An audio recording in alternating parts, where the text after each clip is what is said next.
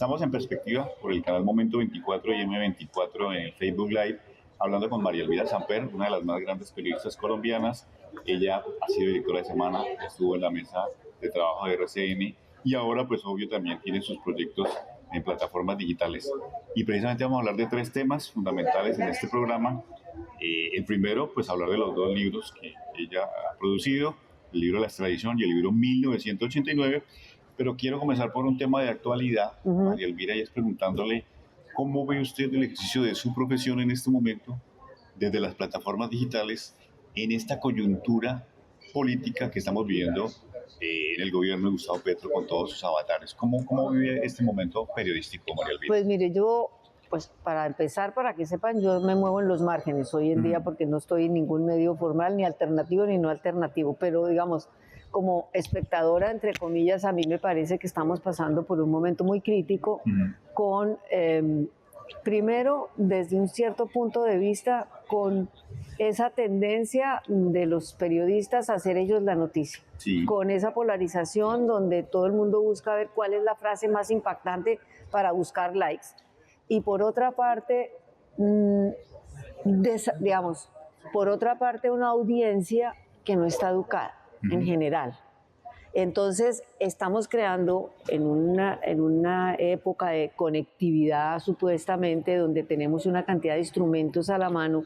Creo que estamos perdiendo la esencia. No digo todo el mundo, las generalizaciones son odiosas, pero hay una como pérdida del verdadero periodismo, entendiendo y aceptando que uno puede hacer buen periodismo desde cualquier plataforma. El problema no es la plataforma, el problema es que estamos perdiendo como la esencia. No digo que todo el mundo, pero en general las redes nos están convirtiendo como en rehenes de esa polarización y estamos como en dos burbujas que supuestamente esto iba a ser una cosa muy importante y resulta que se están creando guetos de opinión, donde esas dos burbujas no se hablan. El diálogo entre esas dos burbujas es muy relativo y yo creo que los medios y en general el país no supo leer la llegada de Gustavo Petro al poder. ¿Por qué dice eso, María Elvira? Porque estábamos, voy a decirlo metafóricamente, pues han gobernado siempre los mismos con las mismas, escorados o a la izquierda o más a la derecha, pero no estaba preparado para un gobierno de izquierda, como tampoco Petro y su gente estaban preparados para gobernar. Digamos, la izquierda, digamos, el establecimiento ha tenido sus tanques de pensamiento, tiene su tecnocracia, funcionan, ellos no estaban preparados, ellos vienen de la agitación y llegan al poder y yo creo, empezando por el mismo presidente de Petro, con todo respeto, lo abruma, yo creo que no sabe cómo gobernar, yo creo que en él está primando el agitador, él se nutre y se crece en la agitación. A mí me da la sensación que ese rasgo pragmático que se le dio al comienzo, cuando llevó personas con experiencia en el Estado, él mismo lo catapultó y se cierra cada vez más. Y a mí me parece que esa tendencia, y con la disculpa que es que los medios no cuentan nada y que no sé qué, entonces él gobierna desde Twitter, me parece, pues eso es generalizado, no lo estoy diciendo, esa es como esa generalización de como la dilución de a quién creerle, unas audiencias no educadas, que se prenden de lo que les confirma su sesgo. El nivel del debate está muy reducido y yo digo que el presidente es en parte responsable de que haya reducido, porque uno no puede hablar que los que no están con él son los de la motosierra, los que les gustan los cosos cubiertos de sangre, porque no es así. Este país tiene muchas voces y el país debería oír las voces de izquierda. A mí me parece que lo de Petro es una gran oportunidad perdida para una izquierda que estuvo siempre estigmatizada, la izquierda democrática, por la existencia de las guerrillas. Entonces, el reto del periodismo es entender que este país cambió para siempre, y no se puede leer con los esquemas de antes. Claro. Precisamente en ese contexto, y siendo, como usted decía, que las redes tienen como mucha personalidad ahora, es más importante el periodista que la misma noticia, que el mismo mensaje. ¿Cómo ha hecho usted desde sus medios alternativos o marginales, como le llama, para, digamos, crear ese equilibrio? No, es que la marginal soy yo, no los medios. Mantener, digamos, obvio que la afectividad ya sabemos que no existe. No, no existe. Exacto.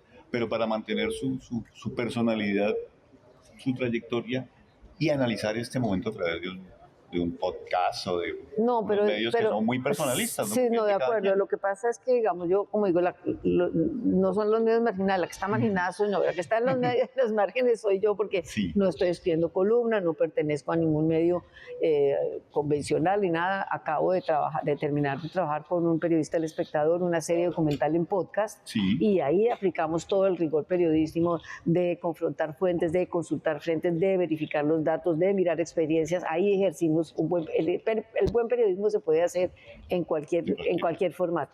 Y por otro lado, mi otro proyecto no tiene nada que ver con la realidad nacional entendida, la realidad política, sino que estamos haciendo un podcast con mujeres mayones, abriendo unas conversaciones que estaban pendientes de abrirse, ¿sí? Las conversaciones de las mujeres de mi generación, que fuimos mujeres bisagra, en una generación bisagra entre una cosa muy confesional, muy tradicional y unas rupturas de unas barreras, buscar vidas muy valiosas, mujeres, los problemas que tuvieron, las relaciones con los padres, las relaciones con los hijos, la maternidad, el dolor, como en el fondo es una generación golpeada por digamos, en el marco de la Guerra Fría, la Revolución Cubana, los jóvenes cogiéndose las calles para reclamar por sus derechos, para buscar una voz, las mujeres rompiendo barreras, la revolución sexual, el prohibido prohibir, el poder para la imaginación. Todo ese es el contexto de nuestra generación, y pues cada uno mira sus cosas, cada uno habla de la feria como le va en ella, ¿sí? Y entonces en Penopáusicas estamos abriendo esas conversaciones, pero digamos periodismo como que esté yo cubriendo el día a día, no para nada. Bueno, hablemos de algo importantísimo, una de las cosas más maravillosas que yo descubrí como comunicador y también como lector, que es sus libros.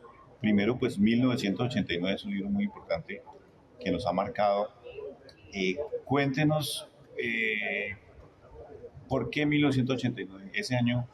De pronto muchas generaciones, los jóvenes que nos están viendo, no saben cómo era el país en 1989.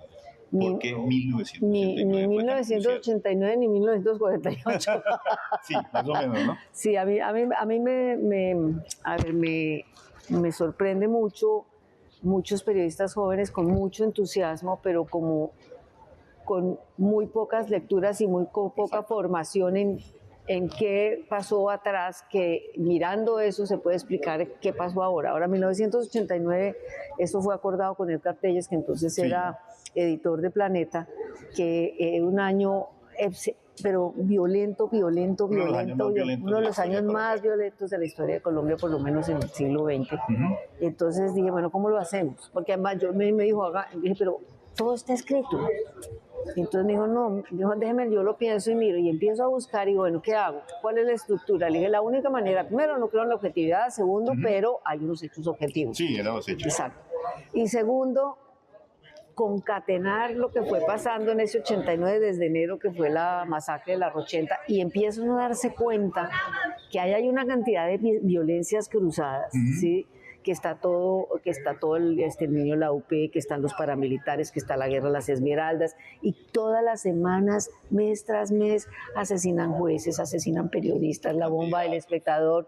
La campaña del 90 fue la más violenta, asesinan a Luis Carlos Galán, a Valdemar Franklin Quintero el mismo día, tienen que gobernar bajo estado de sitio, la reforma constitucional fracasa por cuenta de que los amigos de los narcos en el Congreso meten un mico que es someter la extradición a voto popular. Sí. Entonces es un año en que uno dice, miércoles, ¿cómo sobrevivimos?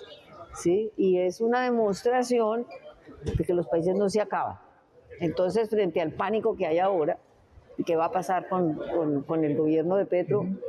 Pues vamos a recibir un país muy cascado, pero este país tiene que reaccionar y tenemos que poner todos un grano de arena para saber elegir a una persona que va a encontrar un país muy descaracletado, con unas regiones prácticamente perdidas, como es el caso del Catatumbo. Entonces, 1989 empieza, uno mirando 1989, A veces ahora uno dice, miércoles, estamos repitiendo eso que creíamos que no íbamos a repetir, tragedias, ¿no? reciclando guerras, como escribió María Teresa Ronderos. Y también es muy paradójico que en 1989, para el común de los colombianos que vivíamos en ese momento y de pronto hacíamos como la avestruz, ¿cierto? No mirar para los laditos, todo lo que estaba pasando. Y fue el año en que volvimos a un mundial, después de 28 años, y que Nacional ganó una Copa Libertadores, que todos dicen que fue comprada por el jefe de cartel de Medellín. Mataron un árbitro. Y se suspendió el campeonato porque matan a un árbitro que hoy el hijo o el sobrino está arbitrando. ¿Cómo ve usted ese país? O sea, los reinados de belleza no acabaron con Armero, con el Palacio de Justicia. No. Y eso no fue en el 89, pero... Usted, por eso, pero ¿cómo ve usted ese mire, país que convive con esa esquizofrenia? ¿no? Sí, a mí hay dos cosas que me... Digamos, yo nunca tengo respuestas y mientras más me vuelvo vieja, más interrogantes se me abren, menos certezas tengo. Yo creo que ahí hay mucho mecanismo de defensa. Es decir, la gente lo que está es tratando de vivir el día a día, los papás de llevar a los niños al colegio, de que no sé qué, de protegerlos, de un miedo terrible porque nadie entiende muy bien qué hay detrás. Nosotros mismos cuando empezamos a cubrir todo lo del narcotráfico, bueno, una cantidad de hechos, que decíamos, ¿hasta dónde va esto? ¿Hasta dónde ir? Amenazados. Pues después de la muerte del asesinato de Guillermo Cano en el 86 hacemos la marcha del silencio los periodistas, era una manera de decirle a la sociedad, una sociedad sin periodismo no es, o sea, una sociedad viva, digamos, no es una democracia. Entonces yo creo que a mí me parece que este es un país poco empático.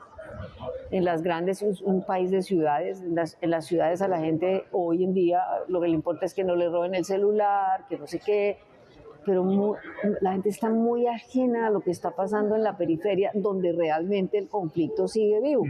Catatumbo nos lo ha mostrado. Sí, claro. Y yo decía ayer, a mí me sorprende cuando las FARC nos llegó prácticamente a las goteras de Bogotá, se produjo una manifestación que yo no había visto nunca, protestando contra las FARC. Sí. Y está pasando lo del Catatumbo y el ELN está cometiendo las atrocidades más grandes y uno no ve a la sociedad conmovida. Seguimos viendo por las noticias, por la televisión, por los tweets, por no sé qué. Entonces esa falta de empatía, esa falta de proyecto de país que no lo tenemos, esa polarización en que si los que no están conmigo están contra mí, aquí nos falta mucha reflexión. Y yo me decía a un amigo que es politólogo muy inteligente, me decía, mira, mientras este país no aprenda a oír a los moderados, y resulta que los moderados no nos oyen, tenemos que estarlos insultando y un poco el periodismo ha caído en general, porque como el negocio está tan crítico, entonces yo tengo que los clics, los likes, los no sé qué, y entonces se prenden mucho de las redes y hay la tentación de los periodistas en sus propias redes que quieren tener más clics y más todo, a ver entonces dónde busca la frase. Entonces yo creo que el periodismo tampoco ha ayudado a serenar los ánimos. ¿Qué perspectiva le ve a 1989 ya como documento? ¿Cree que es muy importante? ¿Ya ha visto a la distancia como su obra, como su primera obra pues, en el periodismo? Sí. Digo, yo creo que yo no me esperaba el éxito que tuvo. Exacto. Y yo creo que la editorial tampoco. Y me sorprende encontrarme personas, por ejemplo, como el general Naranjo, como el historiador Medofimo Medina, como un profesor de economía yo obligo a mis alumnos a leer ese libro porque me ha servido mucho, abogados. Digamos, yo no contaba con eso, yo lo hice desprevenidamente y un poco terminé en shock, porque era como uno cubriendo, está dentro del bosque viendo el árbol, se encuentra esto fue como una especie de subir en un dron y mirar el bosque y ver dónde estaban los focos de incendio, ¿sí? Y entender todas las violencias cruzadas que había, ¿no? Entonces yo creo, y lo digo de verdad, pues es que suena una falsa modestia, pero yo creo que este libro le ha servido a mucha gente y eso me honra. No pretendo ni ser la última palabra, ni es un libro histórico, ni es un libro académico. Es notarial. Sí, no, claro. Pero es notarial. Es un registro de hechos, tratando de darle contexto a esos hechos. Bueno, el más reciente tiene que ver con la extradición. Sí. Un tema que, como usted decía, desde Carlos Leder hasta Otoniel, hasta todo lo que ha sido la violencia del narcotráfico. ¿Cómo analiza usted ahora, en perspectiva también, y en lo que está pasando actualmente con el nuevo gobierno de Trump y lo que puede venir, el tema de la extradición? ¿Cuál es la vigencia que tiene y cuál es el impacto que ha tenido sobre una guerra de las drogas que ha sido... Es una guerra perdida, inútil, ¿no? Inútil es una guerra totalmente. perdida. Hemos dejado un montón de muertos en el camino, crisis institucionales, pues el narcotráfico penetró una campaña presidencial, el narcotráfico financió el asesinato de Lara, el asesinato de Luis Carlos Ganal, los paramilitares financiados por el narcotráfico están detrás de lo de Carlos Pizarro, de lo de Bernardo Jaramillo. No, el narcotráfico me parece que es una cosa no superada. Seguimos en un problema que no sabemos cómo manejar y que, digamos, siendo un problema internacional que requiere del concurso de todos, empezando por los circuitos financieros, porque los bancos, por perseguir los dineros y no sé qué, el manejo doméstico no da, porque es que esto ya se nos salió de las manos. Ahora, la extradición, paradójicamente, que fue el gran coco en un momento dado, que es Belisario Betancur se oponía a la extradición por razones Sí, claro. de soberanía y tras el asesinato de Lara dice, vamos a extraditar, y ahí se produce la desbandada de los tipos para Panamá y el intento de negociación fallido y no sé qué, y varios intentos de arreglar. Se convierte en el coco y entonces nace el movimiento de los extraditables, preferimos una tumba en Colombia, ahora todo eso ha cambiado, porque además allá los abogados y los no sé qué se convirtieron negociadores, entonces es mucho más rentable para el narco y además hubo uno que mire, venga, yo le ayudo, entréguese, se quedan con un poco de plata, entregan un poco de plata y se quedan allá y los de uno paseando, pues se acaban paseando en Miami, no sé qué, y entonces ahora usted se acuerda. Yo no me acuerdo cuál fue, diciendo que ella quería una extradición expresa. Ahora la gente prefiere pedir extradición expresa, allanarse a los cargos, negociar, ¿sí? Quedan con toda la plata. Y quedan con todo, y nosotros seguimos, es una guerra que libra básicamente los Estados Unidos en los otros países y nosotros ponemos los muertos. Entonces es una guerra asimétrica totalmente, con un poder enorme del narcotráfico para permear todas las instituciones. Bueno, ¿qué viene ya como proyectos para el futuro, María Elvira? Yo ya no tengo futuro, ya no tengo sino no? pasado. Otro libro, seguir No. con el podcast. No, el podcast sí, hasta donde nos dé, estamos muy contentas con Yolanda y decimos, ay, qué felicidad no estar que tener cubriendo desde una cabina de radio toda la realidad nacional. Eso ha sido un alivio porque eso produce... Uno dice eso y parece que uno estuviera exagerando, pero a uno lo afecta mucho en la vida diaria, tanto dolor, tanta guerra, tantos muertos. Uno dice, ¿qué me está pasando? Y yo cada día me desconecto más, digamos, me mantengo informada, pero he dosificado porque es una vaina muy estresante. Entonces lo de Menopáusicas nos ha dado un alivio y creo que el éxito que ha tenido es porque la gente también relax y oye unas voces de unas mujeres, de lo que han hecho, de cómo ven la vida, sus hijos, la maternidad, unas conversaciones que no se estaban dando. Y por el lado del ELN, yo creo que ahí chulié mi trabajo, la serie documental, chulié mi trabajo con la realidad nacional. Ahora, como decía García Márquez, yo no cuento qué proyectos tiene porque eso es famoso de golpe, pero sí tengo en la cabeza por lo menos 2 libros pendientes. Si los voy a alcanzar a escribir, no sé. Esa es mi intención, lo que no sé si lo logré cumplir. Bueno, las charlas del High Festival, cuéntanos un poquito, ayer tuvo una... Un homenaje a Guillermo Cano. Sí, con Guillermo Cano. Me parece que ese sí es una figura absolutamente modélica en el periodismo colombiano. Sí. Y Guillermo Cano, desde cosas tan elementales como fue el primer periodista que metió críticas de cine en El Espectador. Fue el periodista que acogió a Gabo, a García Márquez, en sus primeros años como corresponsal. Sí. Lo manda a París. Es el espectador, el Guillermo, el que le publica El Coronel no tiene que él le escriba. Y Guillermo Cano era un tipo totalmente ajeno a los mieles del poder, un tipo vertical que no cede principios ni por razones económicas ni por razones políticas. Casi lo quiebra, pues lo cerraron en la dictadura de Rojas, como el tiempo. Fue muy... Hicieron una bomba. Sí, fue muy crítico del Estatuto de Seguridad y él decía, uno está con los derechos humanos o no está, las medias tintas no valen.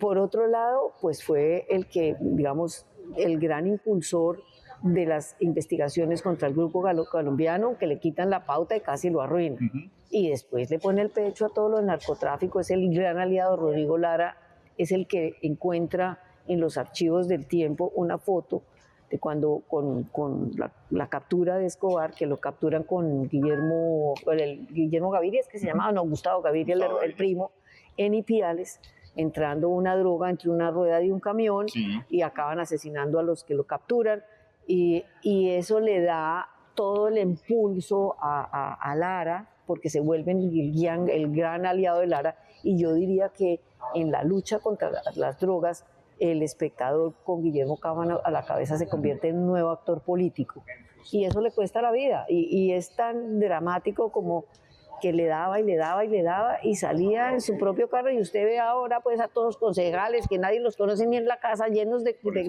con escoltas, y un tipo que estaba amenazado, que decía cada cosa que escribía se estaba poniendo la lápida, y sale en su carro común y corriente y lo acribillan. Es un tipo que a mí me merece el mayor respeto, porque es un tipo recto, correcto, ético, y que hizo periodismo hasta el final. Mire, es tan interesante la vida de Guillermo Cano que cuando hace una crónica después de los incendios del 6 de septiembre del Tiempo, del Espectador y de las casas de los expresidentes López Pumarejo y Lleras Restrepo, y él hace una crónica mucho después, porque por la censura no la pudo hacer, en que se ve todas las atrocidades y por qué pasó lo que pasó un poco. Y él tiene 25 años y llega a la dirección del Tiempo, y dice García Márquez que él lo que era un buen escritor era de crónicas taurinas, y que era tan preciso y tan serias las notas que él parecía con más vocación de novillero que de periodista. Exacto. Y cuando regresa al Espectador, encuentra y dice, ¿quién hubiera pensado que detrás de ese hombre, de maneras amables, totalmente ajeno, no le gustaba la vida social, amigo de sus amigos, y no se ve, había semejante carácter y de olfato periodístico? Y un cuento muy interesante es El marinero Velasco, el que había sobrevivido, llega del náufrago, llega al Espectador, y en la redacción dice, no, don Guillermo, este señor ha dado entrevistas, notas, eso ya no hay nada de dónde sacarle. Y García Márquez, eso es pescado muerto. Entonces, pues vas a hacer tú la crónica. Dice García Márquez que es la primera vez que él recibe una orden, y es su gran amigo, Entonces lo que digo es, tiene unos grandes, hay unos grandes episodios de la vida donde Guillermo Cano, pero al mismo tiempo en pequeños episodios como eso, tener crónicas de cine, no sé qué, era un periodista a carta cabal.